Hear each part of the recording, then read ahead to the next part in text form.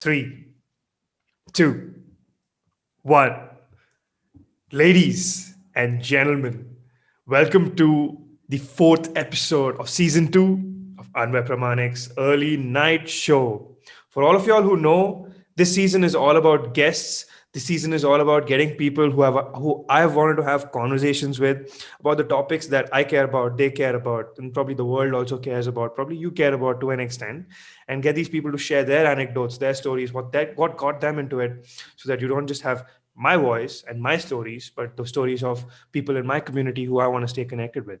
Today, I have someone with me who I met very coincidentally on Instagram. I think a year back almost, when I started following F1 very intently in the 2019 season. 2017 is when I started following Formula One, but 2019 was my most intense season in terms of knowing everything that was happening, and that's when I got in touch with this dude, and we've stayed in touch on and off. It's not, I wouldn't say that we have conversations every day or big banters, but I know for a fact that that dude has stayed committed to this sport, and I've stayed committed to this sport in terms of falling in love with it, getting to see what sport develops into, and obviously the day-to-day banter that goes on into it. So without waiting any longer, I want to introduce Vanshil Chauhan, my F1 friend from Instagram. Welcome to this episode, Vanshil. Sure, man. Sure. How are you? First of all, how are you? I'm awesome, Vanshil. Really, I was waiting for this podcast episode all the way from Monday. I think I told you last weekend, Friday. I think I told you, bro, let's do this podcast Yeah, next week, yeah. and you told me you were traveling. So go ahead, Vanshil. Introduce yourself. Tell us who you are, what you do, and that fantastic symbol you have on your hat. What's up, everyone? This is Vanshil Chauhan. I'm from Gujarat, Baroda city. I have recently completed my bachelor's and in automobile engineering. So you can guess what's this and why I'm so crazy about Formula One.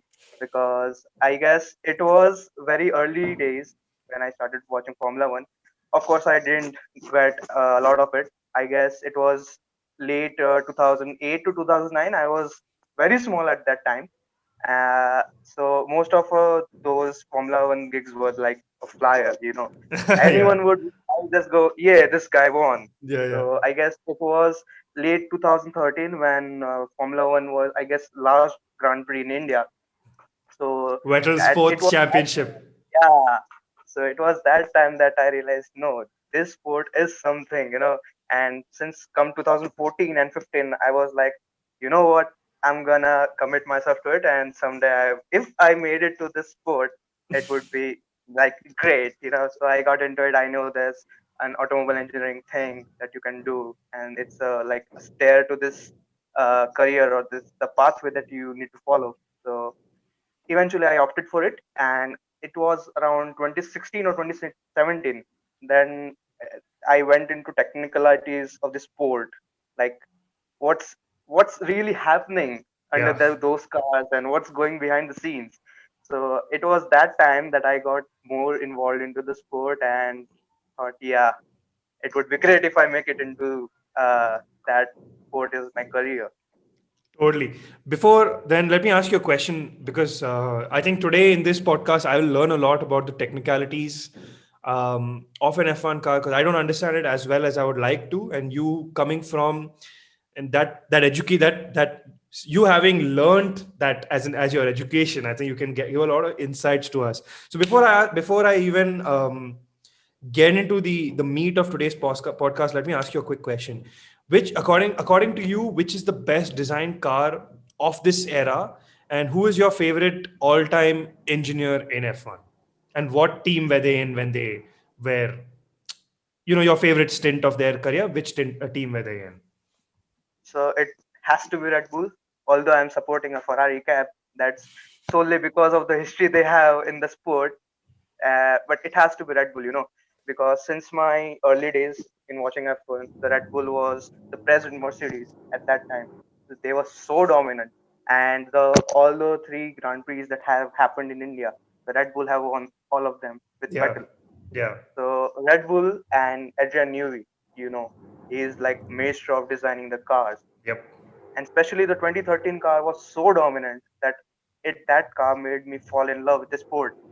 So I guess 2013 car is by far the best designed car, but I would guess the Mercedes since 2019. has been Mhm. so dominant. The W10 and the Like W11. yeah, you cannot ignore the fact that the amount of work the engineers and designers have put into that car to make that car so dominant. So I guess in this era, the Mercs have got the edge.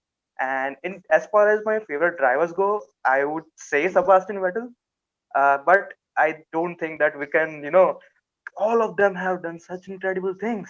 You know, like Lewis Hamilton, man, 7 world titles. It has to be noticed.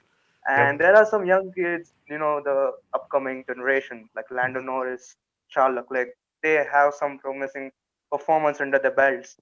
So it's very difficult to pick one, but I'd go for Sebastian Vettel. That's kick ass.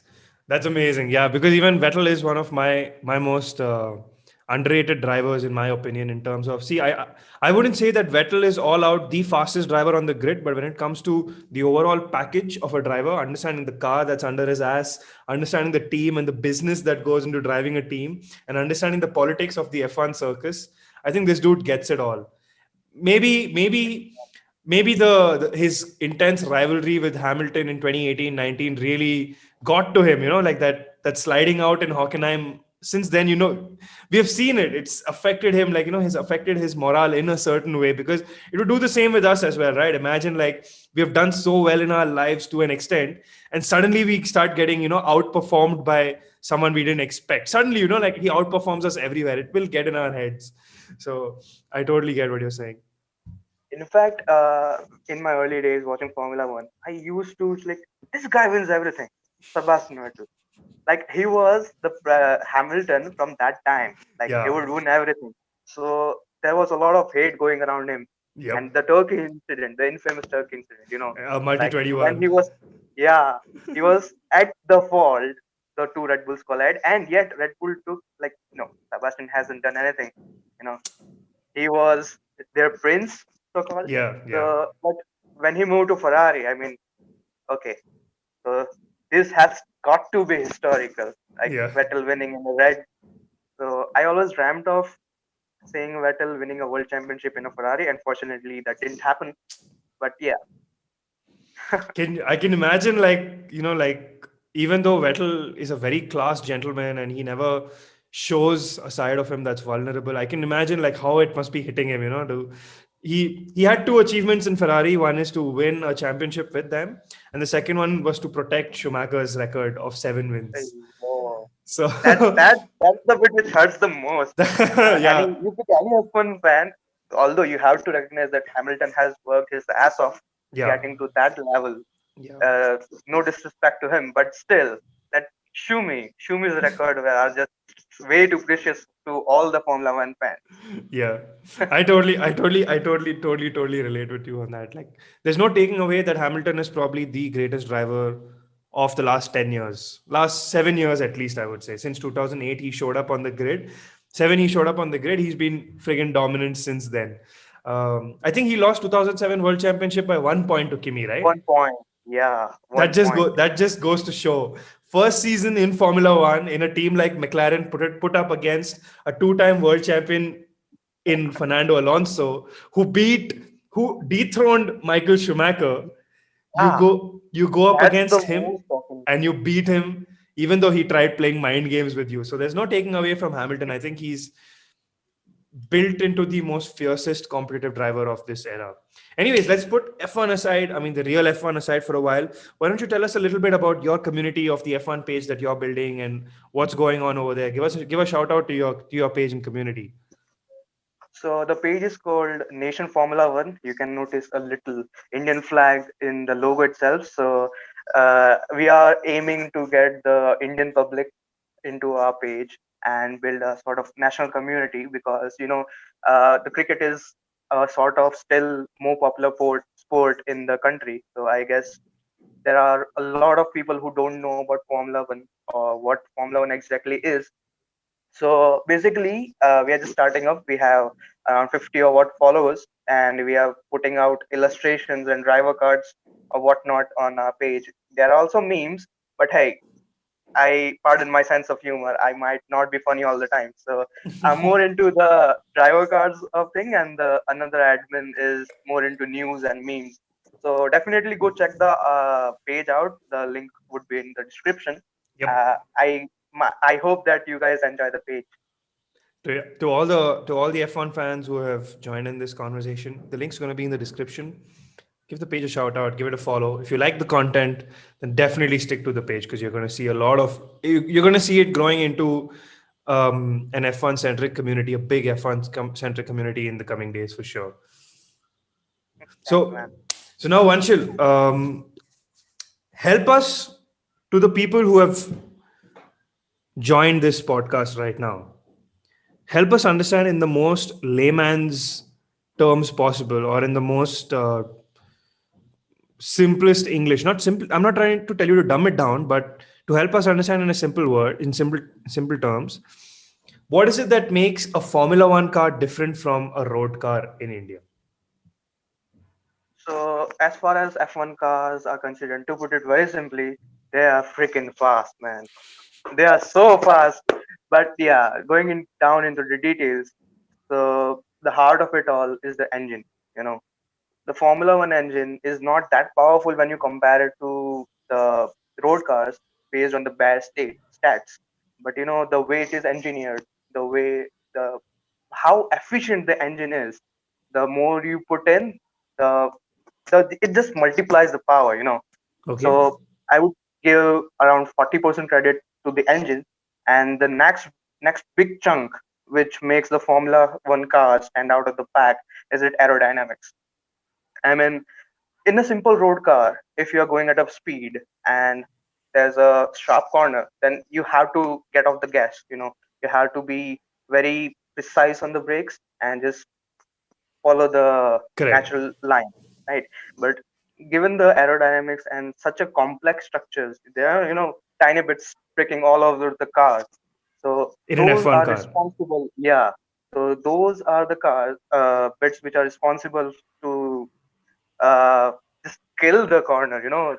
They go around in such an incredible speed, so they are able to maintain those extreme speeds around the corner as compared to a normal or a road car due to this aerodynamic arrangement. And secondly, there are more minor bits such as the suspensions, or they are using special compounds in their tires. So these are the tiny bits which makes a Formula One car the way we say it now. So there are a lot of uh, things going under those fancy looking stickers which we usually see going around the circuit. So this is the different bit. How would you, just to help, this is again for our fans to understand, like how Vanshil very rightly mentioned, I'll pull out my F1 toy car in this moment. So as Vanshil mentioned, you guys will notice there are these components to the side. Then you have your front wing, you have your rear wing as well. Then you have the components here, that the winglets here, the winglets in the front.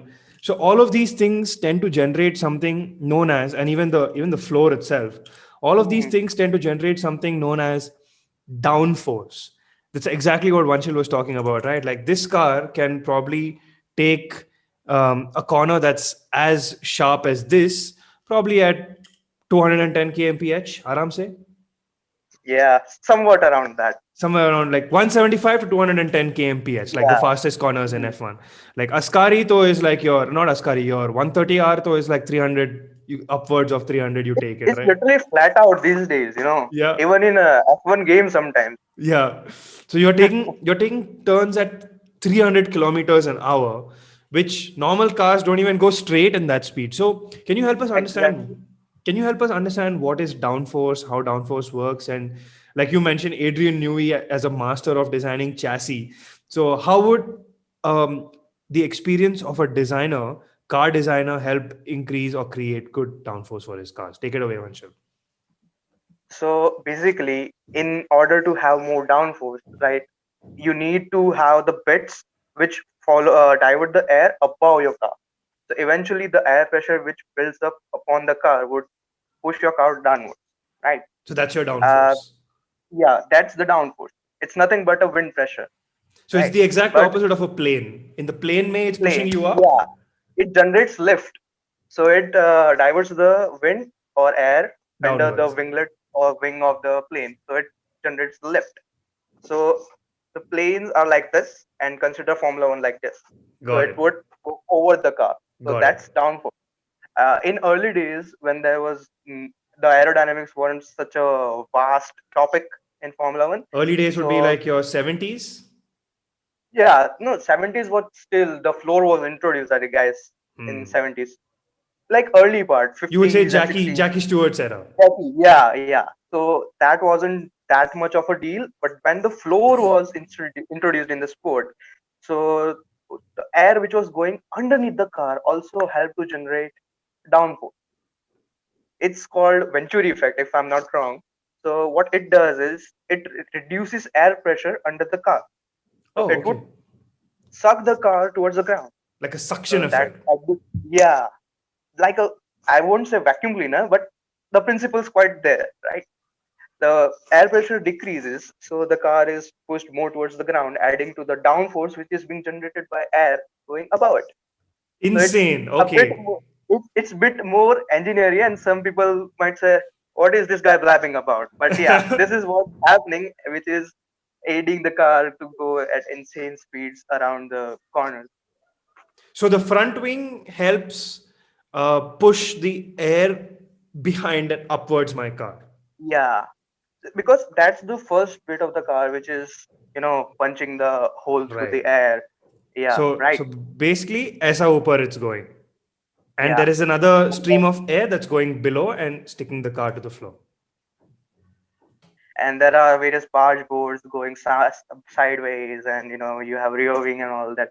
But the teams which are most concerned, if you notice, cars around 2008 2009, they used to have these covers on the wheels. Yeah.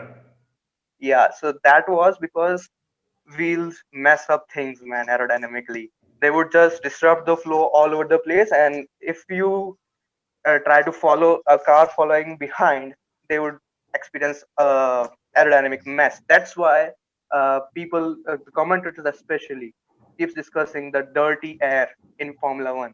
So that's all related to this aerodynamics. So dirty air, if we have to explain it to our if to our audiences, it's like how Vanshil mentioned, right? Like your F1 car is like a spear going through space, right? And as it's Yeah, going through space, it's diffusing, it's breaking the friction of the air sideways, upwards and downwards. Now, if you're a spear that's following the car behind, one of two things can happen. If you're in a straight, then you enter the slipstream. Slipstream matlab there is no friction between you and the car ahead of you because he's already dispersed the air and he's removed most of the friction for you, especially at those 200, 220, 230, 300 kmph per hour. But now, if the same philosophy, you're going through a sequence of curves, then every time the guy ahead of you is moving to the left, he's, you can correct me if I'm wrong, he's generating dirty air to the right. So the car yeah, who's following him is getting affected behind him and is all squiggly through the corners, right? So that exactly, becomes, exactly. so that is our dirty air concept, right? Yeah, and not only this engineering bits, you have to give credit to the drivers. They are physically under so much of different loads. Even if, for example, you are in a regular normal day traffic, and some, let's say, a dog comes across, you have to slam on the brakes and you would go like this. Yeah. So they keep going on throughout the turns in the opposite direction. So given place a normal human being in that car, he would pass out. Yeah. Such is the intensity of the forces. So you also have to give the credits to the drivers who are driving this in engineering miracle, I would say. It's This beast of a car, so you have to give credits to the drivers as well. it's like hanging a, it's like tying up a human being to a missile rocket that's tied to a track, right? Exactly, exactly, man.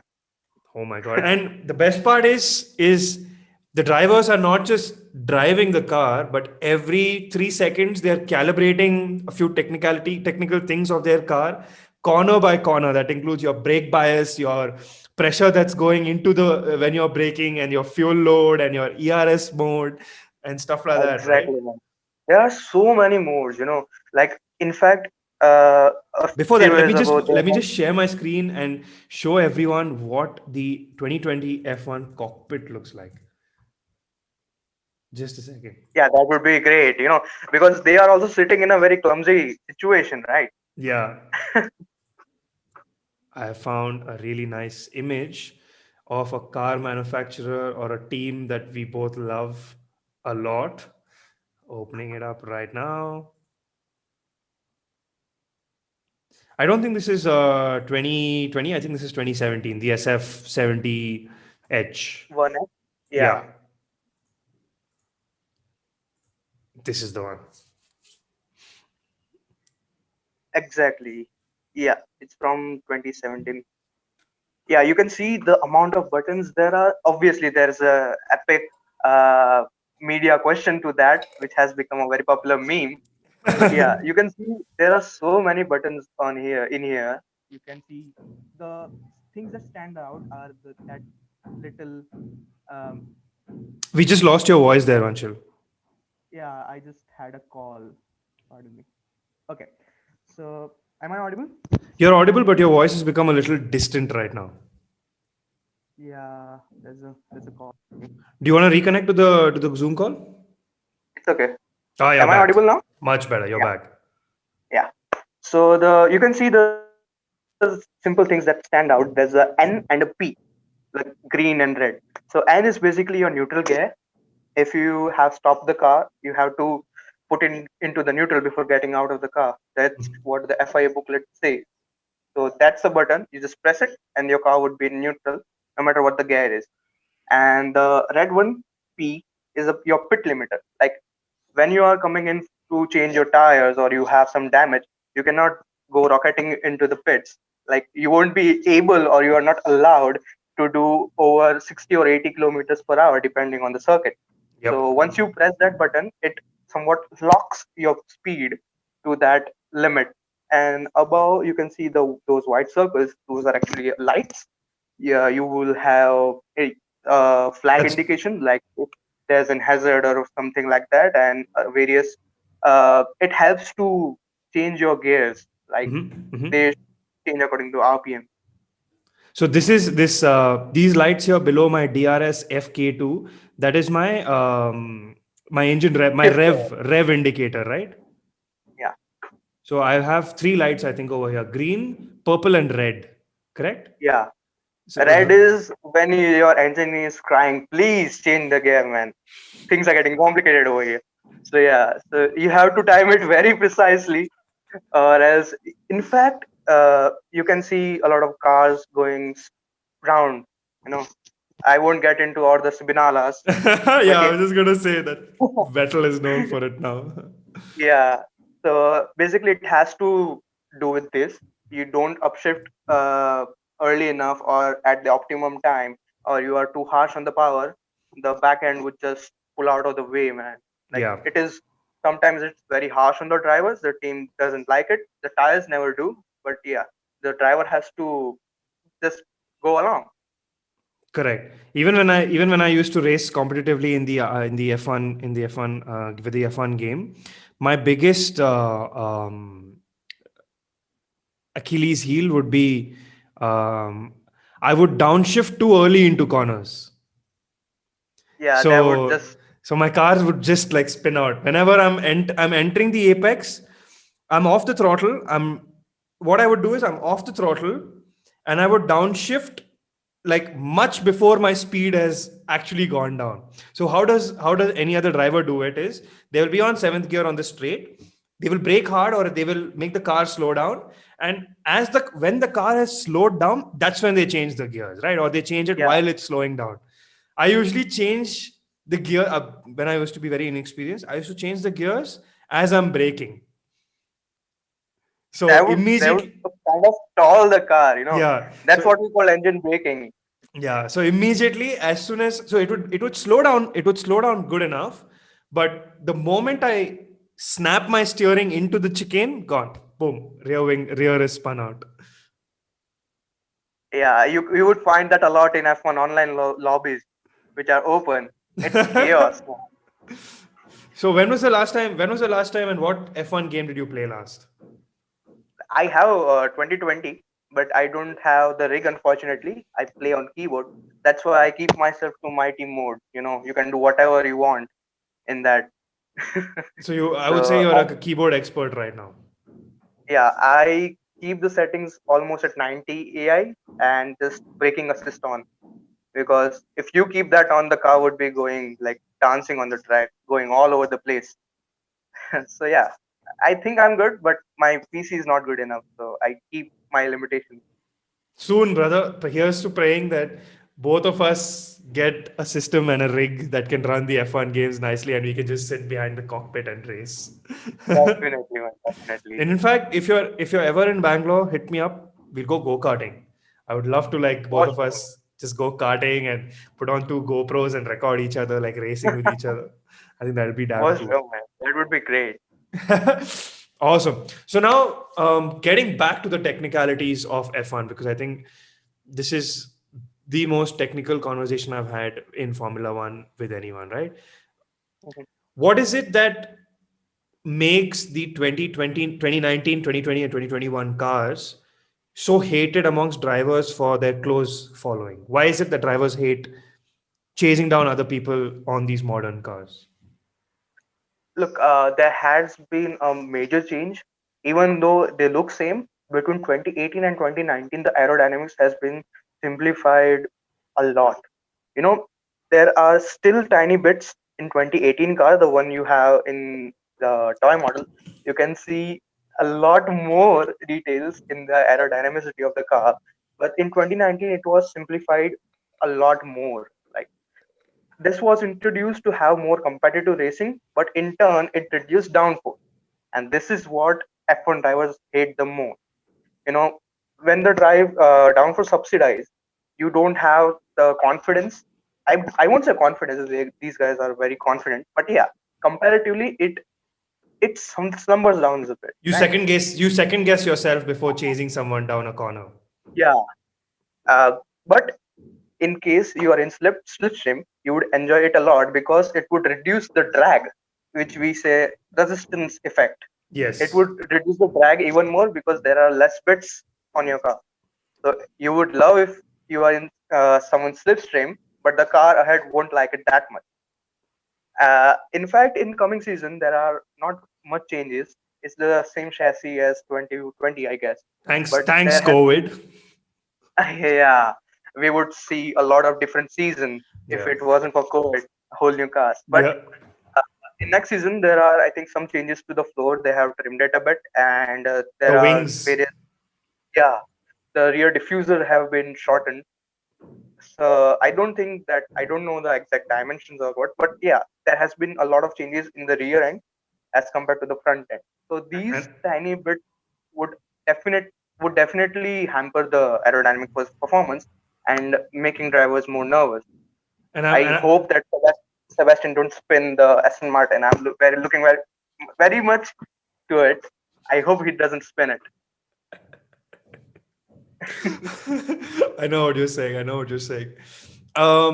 Here's a quick question for you. So, for a lot of people who don't know, I mean, I'm guessing 99% of people who are watching this podcast are not F1 fans, but general fans of the things that I do. So, for y'all, like how Vanshil mentioned, right? There are many things that from a physics point of view act on your car. You have your drag, your downforce.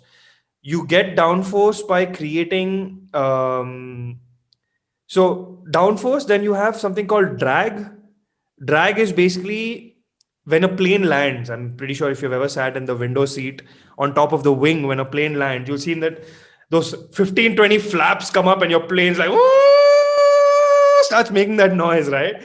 So that is your drag, right? And all cars have the same thing, right? Any car which has a surface that is not at 0 degrees, but slightly maybe 2 degrees, 3 degrees, even that much can create drag. Basically, it's not allowing air to go straight, but it's bouncing off and creating a sort of friction, which is stopping your car from going at full efficiency in terms of speed. How does If you want more details for drag, you can contact Mattia Binotto. He's been uh, expert recently cutting out a drag and making the car like, I don't know. I just even don't want to talk about the 2020 season. The Ferrari were horrible. I yeah, mean, so the it's drag was responsible for that. It hurts. It hurts. I think Yeah, it really hurts. You have an engine that's 50% less powerful than last year's engine because they were obviously cheating. And then you yeah, have a car that's been designed to go slower because they want more downforce. And yeah, it was a fucked up season. And praise to Charles for bringing the car up to P4 in a lot of races, right? He brought it up in Bahrain, I think, Brazil, I think, also he has P4, two podiums. and He has podium two also. podiums. Yeah, Yeah. So someone would say that he just got lucky, but you have to be in that place even to be lucky. correct. Right. You need to be in the right pitch strategy and tire strategy to even be lucky, Exactly. right? And So away from Daniel Kvyat, so he and doesn't away from the torpedo. away from the torpedo or away from both the asses. Yeah, I agree with you on Yeah. that. So I have a question for you now. What is the cost of making an F1 car from scratch, from research and development to putting the car out there in Barcelona during testing? What is the average cost? Do you have a fair idea? When this question is very popular among the, say, new F1 fans, there Yeah. isn't an exact number. Obviously, the team won't disclose it, but you can find a lot of videos all over the YouTube. They would say like front wing cost 50,000 pounds and this and that, and eventually end up summing it around 5 to 8, say, million pounds. So that's a lot of money, I would say. Yeah. And yeah, the figure roughly is in between those two numbers. That's interesting. That's like Zimbabwe's yearly GDP Yeah, going. that's why they don't race in F1. Okay. That's a, there's been only I think one or two African Grand Prix, right, so far? Yeah, like South Africa hosted season openers, I guess. You can find it in the movie Rush. I have seen Yeah. that. Yeah, Aware of it, but let's see. Has there been an African F1 Grand Prix and how many of them have been there? The South African Grand Prix is the only one, I think. There 76, was, 70s, in 70s. yeah, last held 93. First held Yeah, 34. It has been how many races? 33 races held in South Africa. Prost has the fastest. Senna is of second course. fastest. Focus, man. Who do you like? So there has been no rivalry as toxic and as um, replicated in F1 as I would say Senna and Prost, right? Yeah, man. I mean, whenever you talk about Senna, you have to understand that he is a legend. The how I think half of the followers from the sport, you won't find any half of the followers that who won't know Ayrton Senna. I mean, he's such an idol in the sport. In fact, greats such as Michael Schumacher, Lewis Hamilton, all go down to him. Yeah, Like the legacy that he has left behind the sport and the intense rivalry which he had with Alan Prost. I mean, I think not on that level. The follow up would be Lewis Hamilton, Nico Rosberg. oh yeah, Uh, that was a good one. yeah, 2016. so 2016. I think it just started the moment Lewis sat in the Mercs. 2014. Uh, yeah, 2013. The 2013. Mercedes wasn't that much good, but it had started. And nevertheless, Lewis Hamilton was replacing none other than Michael Schumacher. So those were pretty big boots to feel. Uh, but yeah, he took it to Nico Rosberg. They had been racing against each other since their very early, I think, karting. They were Yeah, together in karting. yeah, yeah. So They were they homies knew each back other. then. Yeah, they knew each other. They knew how the latter races. Come 2014, the Mercedes just designed a beast who has been dominating ever since. 2014 So was their first year of domination, right? yeah, I think that was the exact time when I dive more deeper into the sport and the Bahrain Grand Prix Oof, 2014, the 2014 duel Bahrain of Grand Prix. desert. The duel of the desert. Exactly, my brother. The duel of the desert. Man, I think that was the point when things getting when the things started heating up between those two, you know, with Nico Rosberg with all of his mind games and Hamilton just screw it, I'm just gonna go for the win. I mean, the things were so heated between those two. Like, if it wasn't for Toto Wolff and Niki Lauda, uh, things would have gotten ugly. You know, one Yeah. of them would have to get out of the seat or get out of another's way. But putting 2014 and 2015 aside, we saw a whole different Nico Rosberg in 2016. You know, Yeah. he said, Yep. I'm done taking shit. I would just take this to Lewis Hamilton, and man, he took in some way. I think that some part of it would be the season ending of 2015. You know, Okay. if you notice clearly, Lewis just got off the gas towards the end. I think last two races were won by Nico Rosberg, and he followed up in 2016 by winning first four. So that gave him massive boost and mental advantage over Lewis Hamilton, So and you're that's saying that's that the key, I think. so you're Yeah. saying that Hammy in 2015 let Rosberg win two races towards the end? No, he had already won the championship, right? And Mm-hmm. by that time, Mercs were also not that much concerned because the trophy was already in the bag. Yeah. So he's I think he thought, you know what, Let him let win. yeah, I'll just enjoy the last two races. And Nico Rosberg won both of them, and he Hmm. carried on that confidence to 2016 and won first four races. I think then that was the time when Lewis said, "Think, you know what? I might have to work harder here." Yep. And then we had the awesome season, the Yep. 2016. The Monaco Grand Prix. I still remember that one. Yeah, so things were very ugly. I still hate that Nico Rosberg decided to not to continue in the sport. It would Hmm. have been awesome to see those two guys still in the Mercedes. Yeah, when the car is so dominant that the gap is sometimes in seconds Yeah. to their nearest Competitors. competitors. Yeah. So I think, speaking of rivalries, Nico Rosberg and Hamilton is still way better than Sebastian Vettel and Lewis Hamilton, which followed Ah. up later. I don't. I think Seb is less of a mind games player nowadays.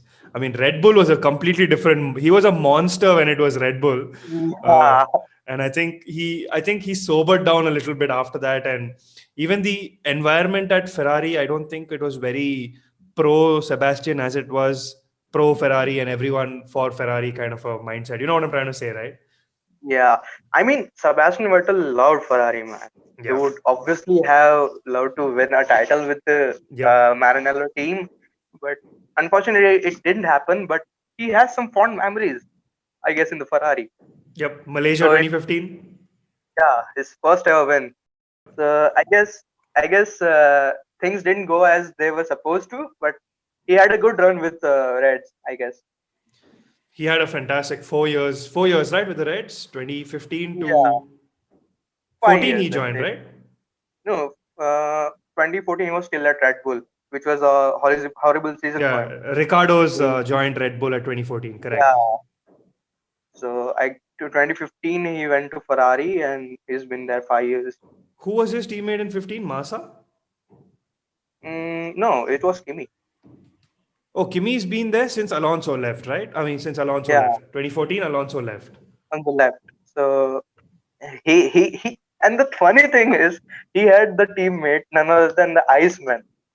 Seb was all the he had all the jokes in the pocket in the Yeah. press conference. Kimi would be sitting like this. So that duo was something else. You know, you Yeah. can't find anything like that anywhere else. Yeah. Yeah. Yeah. You have Sebastian who trolls everyone, master of trolling, and Kimi who doesn't say a word at all. And even if you look at So you have to their miss them. Yeah. yeah, the respect between both of these drivers is fantastic. Like I just remember, I think day before yesterday, watching a video where they were having a team photo in Abu Dhabi or one of the night races where they were celebrating Sebastian's P1, and Kimi had got P3. It could be Singapore also. I may be wrong. Okay, Mhm. it was a night race. I was just watching the post race celebrations, and they were taking the team photo, and in that wo jo when the drivers are Pit crossing the board. pit lane, they Pit put board. that pit Yeah. board. Yeah, Pit board. in that Yeah. pit board, it was only P1, Vettel, and German flag. And they were all getting ready for the photo. He said, no, no, no, no, no, wait, wait, wait. He went, told them, put Kimi's name, put P3, and put the Finnish flag. Because Kimi was also there in that photo shoot. It was Maurizio, Kimi, and Seb. They were sitting in the middle, and the team was around them. So that just goes to show the level of class these two gentlemen carried, together in Ferrari. And I think those 4 years, 2018, 2019 to an extent with the car, and 2017, I would say were three really dominant seasons for Ferrari. At Mhm. least they were coming back. In fact, for Sebastian, I wouldn't say that it has been all sunshine and rainbows all along. In his Red Bull days, there were many people who would coin the word arrogant. I was shocked. I would supported that idea back then, but the multi 21 incident, and there has been so many uh, events Yeah. where Sev was found wrong, and he would just won't give a damn about it. Yeah. Well, I found a gap. I went for it. I win, and he was just the iconic finger of Sebastian Vettel. Yeah. That just added to the so-called arrogance. So I think that the transition from that to such a gentleman we know now, Sebastian of Ferrari, who is now moving to Aston Martin with Yeah. so many hopes lying on his shoulder. So this transition has made him the fan favorite and of course favorite of mine. As we have seen both the sides of Sebastian Vettel. I know what you're saying. We've seen both the sides of Sebastian Vettel, and now we truly get to enjoy this guy who's understood, like I'm not going to be the champion of every race and every season going forward. And now the shit is actually balanced out. I know exactly what you're talking about. What do you think? Let's probably end the Vettel and Ferrari topic with this one question. What do you think, according to you, two or three things that Vettel could have done differently to during his stay at Ferrari? Firstly, the 2018 season, man, he started in such a fire. He Like won he Australia, won the right? yeah, Australia and Bahrain, and those tires were in terrible condition. He defended against one of the Mercedes. I think it was Bottas. Bottas. Yeah, he defended so mightily against him that I thought that what, this could be a fantastic season. Then Lewis Hamilton won two, Ricardo won in China and Monaco. 6 races were in. Three drivers had won 2 races each, and I was like, what, this is gonna be a good season. And 2020, Sebastian, 2012 repeat. yeah, 2012 repeat. And the thing was, both Lewis Hamilton and Vettel were gunning for a number five, title number five. So I was all poised to cheer on Vettel, like, yeah, he has got the number five. But come Germany, since Germany, he didn't look like himself at all. Yeah. He spun in Germany in front of his home crowd, and While in the lead. yeah, while in the lead, and to add to the agony, he crashed in front of the Max Verstappen stand. Those guys were going crazy, and you could see how frustrated Sebastian was when he climbed out of the car. Yeah. And after that, it was just a And to combination of add, bad luck. yeah, and to add salt to the wound, I think Hamilton started that race from 14, 15, and he won that race. Won that race from P14 all the way to P1 Yeah. in the mixed up weather conditions. Yeah. I mean, it was so heartbreaking to watch for every Vettel fan. And after Let me that, just it was play just that. Let me combination. just play that 2018 Oh Vettel man, crash. you're gonna make me cry or what? I mean, I'm also a big Vettel fan, so all the man tears are gonna come out now, guys. Come on, let's get ready. Let me see if I can find that video. There she is. Sebastian Vettel, he has been leading almost from start to finish, but now he's out of this race.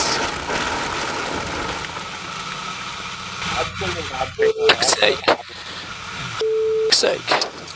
Sorry, guys. And when that guy was broken. And big cheers from the fans who've come to see The Max Verstappen stand. A massive disappointment for the championship leader, who was on his way potentially for his first ever victory at Hockenheim, but has ended up in the barriers. Safety car deployed. That ruined it. I think that was the The first Sadma, Sadma, how they say in Hindi, Sadma lag gaya bhai ko. Or, and after that, it was just a long streak of bad lucks, bad decisions, uh, Spinning out bad in overtake Monza. move. Yeah, and not to mention bad strategy calls by Ferrari. I mean, it was just all piling up, and Lewis Hamilton just missed the title from his grasp. I mean, it was so bad. And come 2019, there was a young guy coming along, Sebastian Vettel, Charles Leclerc, gunning up. I'm gonna take it to Sebastian and all. And they had, out of nowhere, when the season start was so dominant by Mercedes, come halfway mark, they were in it. They were going on the poles and winning races, going up on the podium. So I thought that still could be it. Then the talks came out there, their engine is illegal. I mean, here we Yeah. go again. I went all CJ onto that. Here we So go yeah, again. yeah. Yeah. And the third heartbreaking thing would be, the 2020 season, man. It was a disaster for Sebastian. He was nowhere to be seen. I hope after first couple of races that he would at least get points regularly. But the car was so bad that it even won't do that. So I guess these last three seasons has been a roller coaster of emotions for Sebastian. I know exactly what you're saying. He got a podium only once in 2020, na? That also was a Yeah, race that exactly, started in the rain or exactly. something like that. Turkey, I think. And that too, I think in the final lap, a couple of turns to go, and Perez and Leclerc messed up bad. First, That's where he got the Perez overtake passed done. first, Correct. yeah, and he passed both of. I Leclerc, he passed Leclerc. Yeah. So yeah, Leclerc, he got Leclerc a bit went lucky there. wide. Perez also went wide with them. Vettel went through the middle. Yeah, and he almost got Perez too. Yeah, If it almost got were one Perez. more lap, he would have got Sergio as well. Yeah, this reminds me also of that Gasly Sainz race at Monza last year. That was That was good. also very close. That was good. And see, there's a pattern here. Whenever Hamilton is involved in something, or he has, uh, he, either he is leading massively or he has a couple of penalties. It has to be a good race. He had a 20-second penalty in Italy, and he was driving like a god in Turkey Yeah, yeah, ahead of the field. And behind him there was chaos. Like Bottas spun six times. yeah. That was Bottas's worst race, I think. Yeah, So it goes to show that this was actually coming to my next question also, that it goes to show that to all the F1 fans, to the non F1 fans who are watching this podcast, there are 23 circuits in a year that these cars have to go around. Each circuit has its own trademark of what kind of cars can do really well over here. And so the reason I love F1, I'll tell you now why I fucking love F1, right? I love playing strategy games where you take a decision now which reflects 40 turns later. Or everything you do now will build up to something that you do, like the last master stroke that you pull in the 40th turn. Right? I love playing those kind of strategy games. And according to like Age of Empires or Civilization 5, anytime I played those games, my approach would be build a fucking massive army, don't do anything for 39 turns. On the 40th turn, invade everyone, right? Pull the trigger. And I think that's exactly how F1 works as well, right? You have 21 calendars built across, starting from March to up to November. That is March, April, May, June, July, August, September, October, November, 8 months. So you have 23 tracks along 8 months, 10 teams, two drivers each.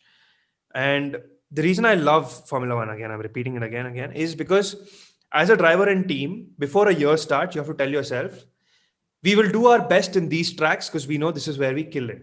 We will make sure all our part upgrades that have to happen will happen by Monaco. You will get a wing upgrade. Hungary, you will get an engine upgrade. Silverstone, you will get another wing upgrade. Azerbaijan, you will have an engine upgrade. So, I mean, obviously, I said the sequence a little wrong. It's Azerbaijan first, then Monaco, then Silverstone, Hungary, then Silverstone, then Hungary, or is it then Hungary, then Hungary. Silverstone? Silverstone comes first. Hungary is Silverstone like the before season break. before season break, right? Yeah. See, Silverstone, then Hungary. So, as a driver and team, you've got to ask yourself, which race am I okay not to win? to make sure that I save mileage in that race. I don't push my engine too hard in that race. I make sure my car doesn't pick up any damage, and we are all set for the next few races, right? Like if I'm Red Bull, I know for a fact I will not win Australia. I'll come P2. I know for a fact Bahrain I'll be nowhere close because it's a power-driven track. But I know for a fact the third race in the season, which is the third race in the season, China. China. I know for a fact in China I have a chance because my That's team. what happened in 2018. That's what happened in 2018, right? With I think Yeah. Ricardo won China, right? Ricardo won. So Red Bull knows I can win in China. Then after China, you have Spain, right? Fourth track is Spain. No, that's Baku. Fourth is Baku and fifth is Spain. Fifth and then is Spain. comes Monaco. Correct. Yeah. So now in Baku also, I know my car doesn't really have a chance because that last sector is just power driven. So Ferrari knows they have a chance in Baku. Then in the fourth track, which is like you mentioned, fifth track, which is your Spain, no car has an advantage because you tested your car here during the winter season, but during the pre-season break, like the winter testing, and now you're back here after 4 races, in which each 4 race your car has developed so differently that it's nowhere similar to the car that you did during winter testing. You know, like all the greats say, right? The F1 designers and the drivers, they say that the car that was in the beginning of the season is 90% different from the car at the end of the season, right? So by the time I've reached Spain, my car is developed. So I don't really know how I'll perform here. I just have that raw winter data to build upon, right? Then I have, after Spain is Monaco, right? Then in Monaco, I know I don't have to worry about power. It's all about downforce. So if in Spain, I said, you know what, I don't care about winning in Spain. I will build a package that is aerodynamically built so that I can double down on Monaco. So I will win Monaco. So that is my favorite thing about Formula One. It's about the chess, right? Do I win this race or do I win the next race? And I think this is something Alain Prost was a master of. That's why he's known as the professor, right? Professor. Like he would know that it's okay if I lose this race or even if I come third, it's fine because I've won enough points that even if I come third, I will be the world champion. And that's very different from Senna's logic, where Senna would be like, I have to win every race, every corner, I have to be first, right? So that's the thing that I love about F1. It's that you have two different kind of driver mentalities, and each team has its own approach, and you have to play the long game, save engine, save tires, maybe lose one race because you're going to win the next 4 races. So that's what I love about F1. And the question that go ahead, Vanshil. And this thing was pretty intense, especially in 2020 due to this pandemic situation. You had to, plan your upgrades, even considering the transit. It had to, travel halfway across the world in some cases. Mostly it was in Europe, but the midfield teams nailed it. The battle was so tight, especially in McLaren, Racing Point, and Renault. Yeah. I mean, they killed this thing, the topic that you were just talking a moment before. Yeah, I think these 3 cars, if you didn't have Ferrari, Red Bull, I mean Ferrari to ignore for now. If you didn't have Red Bull and Mercedes in the mix of 2020, I think it would be a fantastic midfield battle because you have McLaren who were building in the middle of the season. Suddenly in the mid-season, they dropped off, and Renault and Racing Point, Racing Point started killing it. Suddenly McLaren started killing it. Suddenly Renault started killing it. And suddenly Renault was nowhere in the picture, and Racing Point and McLaren are fighting. And suddenly towards the last 4 races since Hungary, Renault is in the mix. So I know what you're talking about. So this brings me... Yeah. Go ahead, Vanshil, the upgrade planning was the key factor, deciding factor, which got McLaren P3 in the constructors. This was the thing, exact planning. Yep, and Racing Point missed it by what? I think 7 points or 8 points, the constructors. It was somewhere, I think it was double digit, 10 or 11. But yeah, it was close, very close, right? Yeah, I know what you're saying. So now this brings us to, I think we have spoken about the past, we've spoken about the present. Now I would like us to discuss, take the next 5 minutes to discuss what is the future. Now, Vanshil, I have 2 questions for you. Okay. Let's break it down one by one. The first question is, what do you see as the future of Formula One? To cut the long story short, I would say Max Verstappen versus Charles Leclerc or George Russell even. These 3 guys have so much potential. I think 5 years down the road, one of them would definitely be a world champion if Lewis Hamilton isn't there, of course. So these Sir 3 guys Lewis would Hamilton. be Sir Lewis Hamilton. Pardon me. So These three guys would definitely be in the world title hunt, uh, taking the elbows out and doing whatnot. Especially, I am very interested to see if George Russell moves to Mercedes and Red Bull are at that level. I am very excited to see George Russell going wheel to wheel against Max Verstappen. I mean, we missed that at Sakir Grand Prix as Max crashed into T3, I Yeah. guess, and we missed a treat of a race. So I guess it would be, you know, a talking point in coming years. Do you see the cars and the tracks also I mean, the cars, we all know 2020 is going to completely change the cars. Do you see the tracks evolving as well as we go into the future? Or do you see the tracks keeping the same look and feel? Yeah, the I don't think that the tracks would change much, but in 2020 we had some new tracks and some awesome races in there. Emilia Romagna and Turkey. tracks like that, Turkey. So if those tracks are included in the future calendars, replacing, I guess, Spain is a Overfest and Hungary maybe even. So France. if France, yeah. So in place of these tracks, Abu if Dhabi. more exciting, yeah, but I don't think they pay so much to F1 that they would, discard the track. So if these interesting tracks come onto the calendar, we would see a different season, track wise. So I guess if FIA is listening this podcast, please include Turkey next year. I hope John Todd like finds this on Spotify and just starts listening to this one. So you would say that what would really make the F1 calendars interesting is if there was a rostrum of say 30 tracks, and before every season began, there was like a ballet or like a ballot or like a chit system where randomly 22 tracks were selected out of these 30 tracks. I think that would be damn cool. You never know. Yeah, but here's the thing. Longer the calendar gets, you have like mechanics and drivers who stay away from their family for 8 months when it is 23 races, and they get only like 1 or 2 months off their Yeah, jobs. I know what you're saying. So you have to keep the team morale up also. So I think the 23 race calendar is a big one in itself, and obviously I think we have two races cut down from it, Australia and China. So yeah, 20 to I think 24 is the insane number Ideal. that you can go to. Yeah, Mm-hmm. So but what if we did this like right 30 40 tracks I have in total before the year begins, randomly on a chit system I decide which 22 tracks to go, and like all the teams are said these are the 22 tracks. So even if exactly, I that would be so right, cool. so even if I've built a car saying ki, okay, this is the how the 22 tracks are going to look like for the next year, and I know I'm going to build my aerodynamic part upgrades for the first half, my engine part upgrades for the second half, and third half I will build maybe more reliability, right?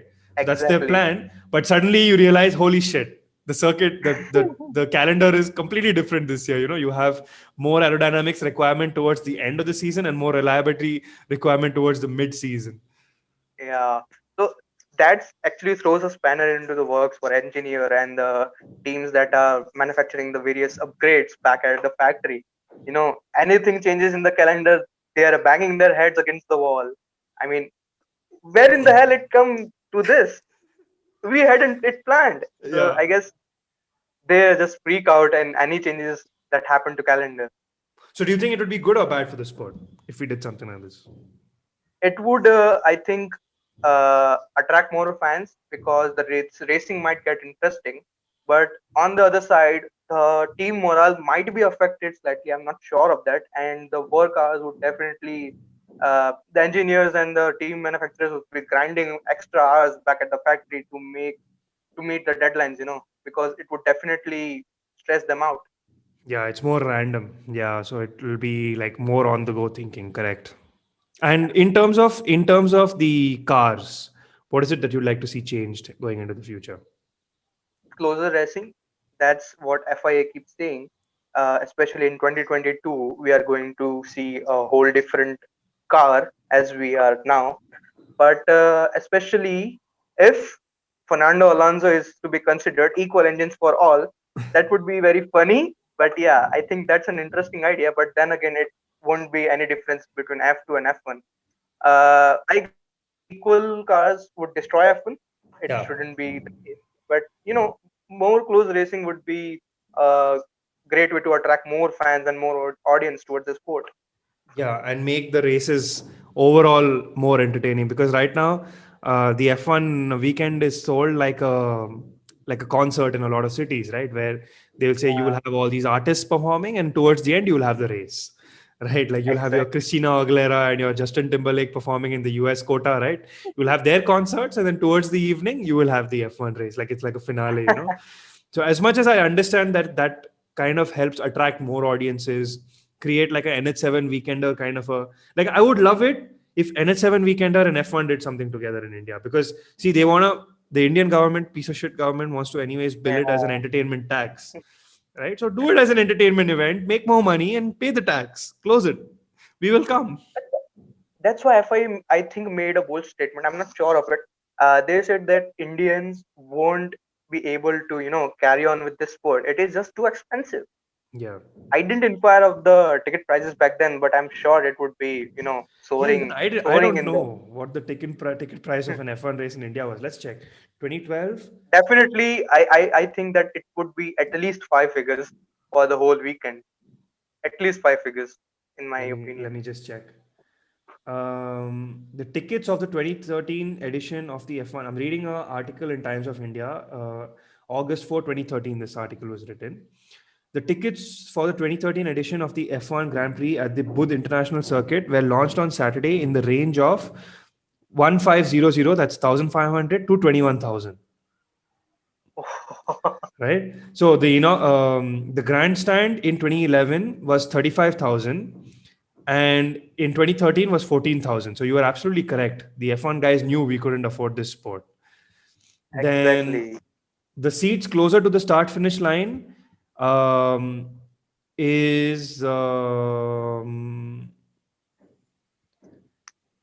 inaugural edition, which is 2011, saw 95,000 spectators, close to 100, like 100,000, and 2012 saw 65,000 spectators.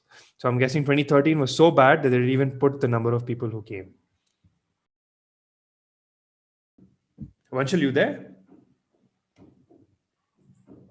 And we are back. So Vanshil and I just quickly, we had to drop off for a second. We were discussing the ticket prices.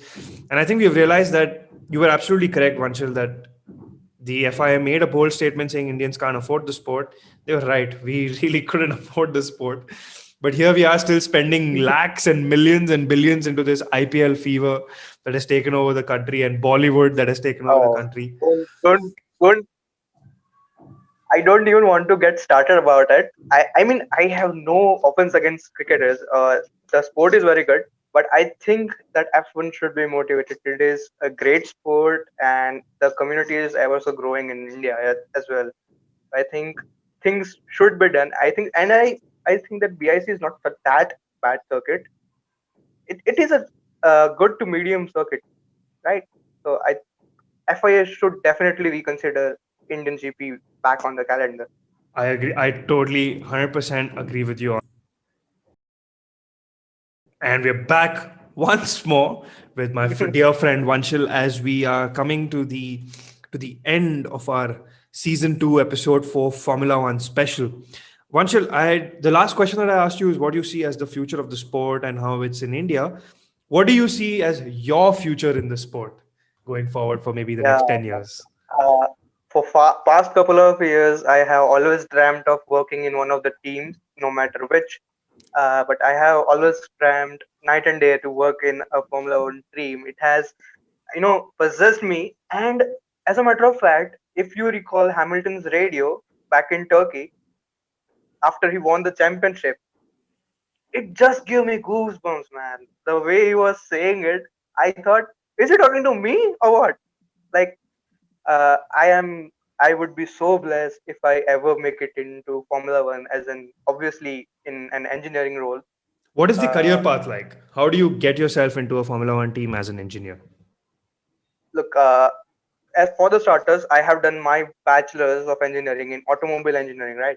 And now I'm planning to do, like add butter on top of the bread by adding another degree or a certificate course. For me, it is targeted mainly around engineering quality, testing and all, so that you can't directly go into a Formula One. Either you require a hefty degree or a lot of work experience into the core field itself. So And contacts also, I'm hefty, guessing. yeah, that's the thing. Uh, as far as hefty degree is concerned, I don't think that I would be able to get a hefty degree. So for me, I think I would be able to carve my path after gaining uh, Work experience. work experience related to the Formula One. So that's what I think. Fingers crossed that I someday make it into Formula One. I don't know what era or what the driver grid may look like.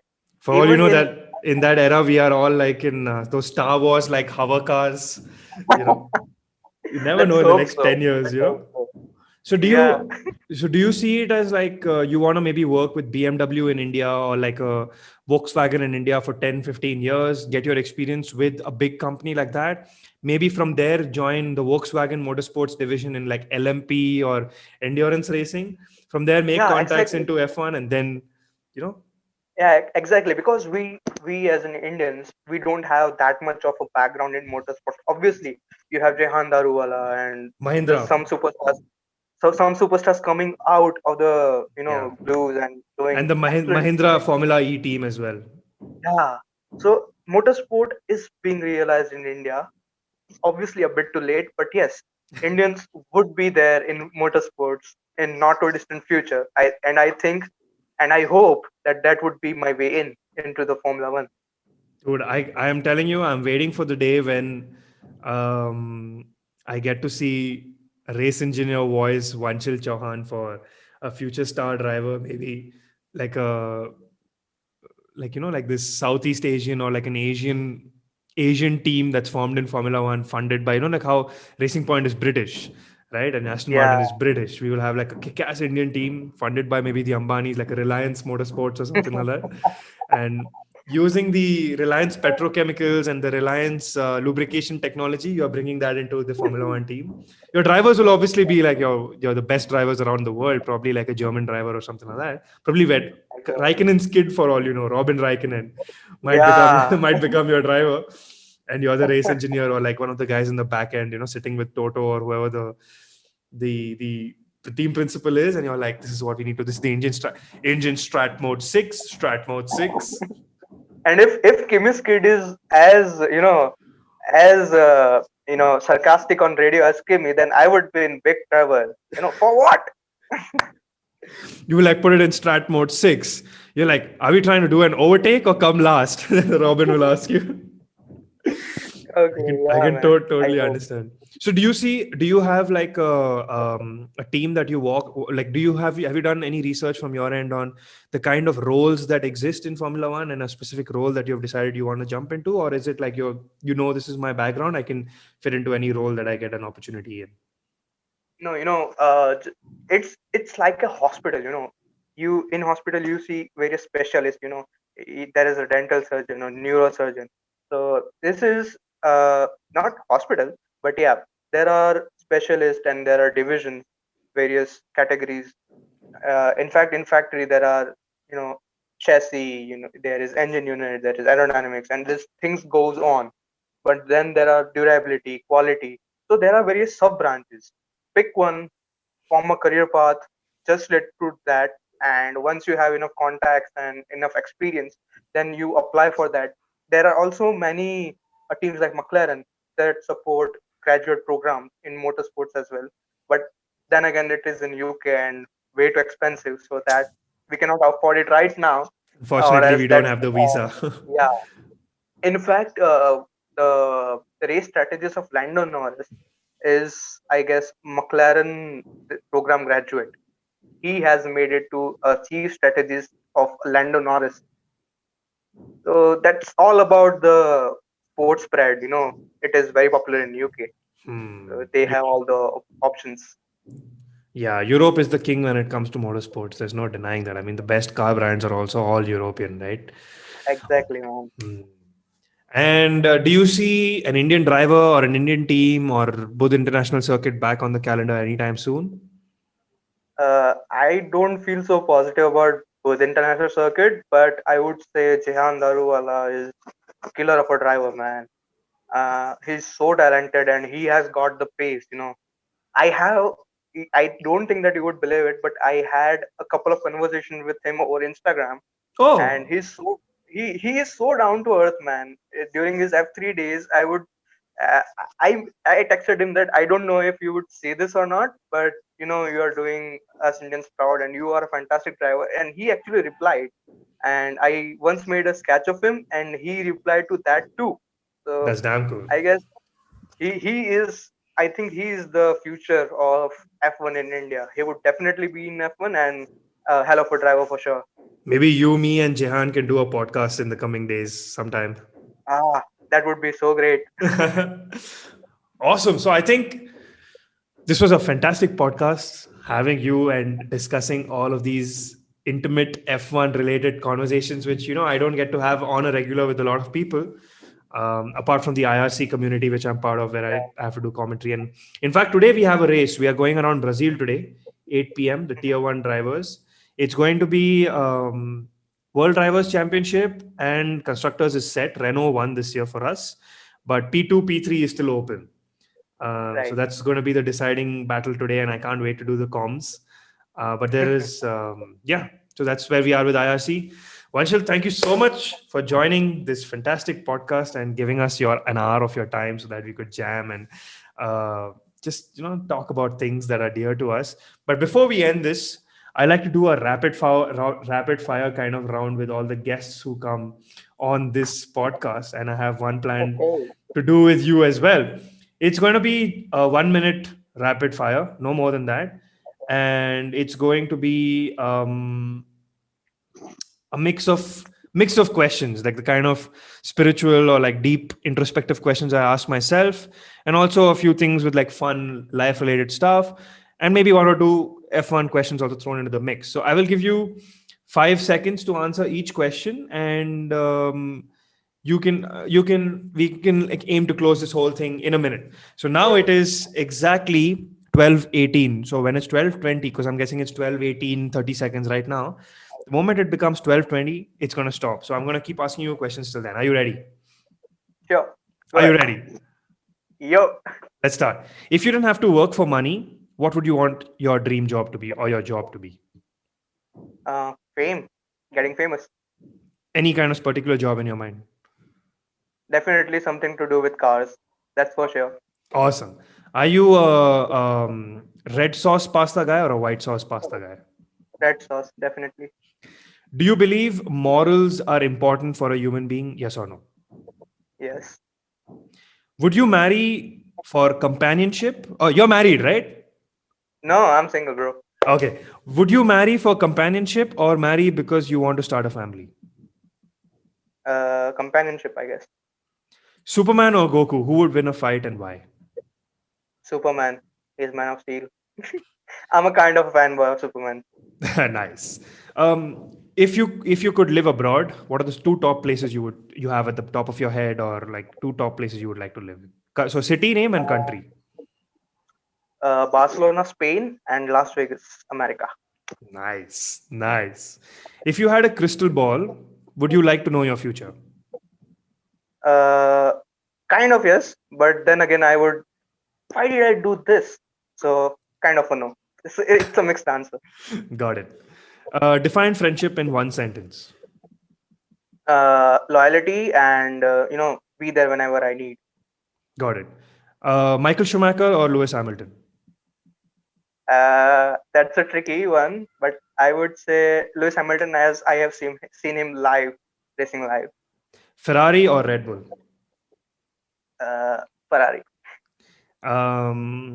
Having a race every year in India and being able to go for it, or if you had to choose between having a race in India every year and being able to go for it, or not having a race in India but watching the best online races, which one would you choose?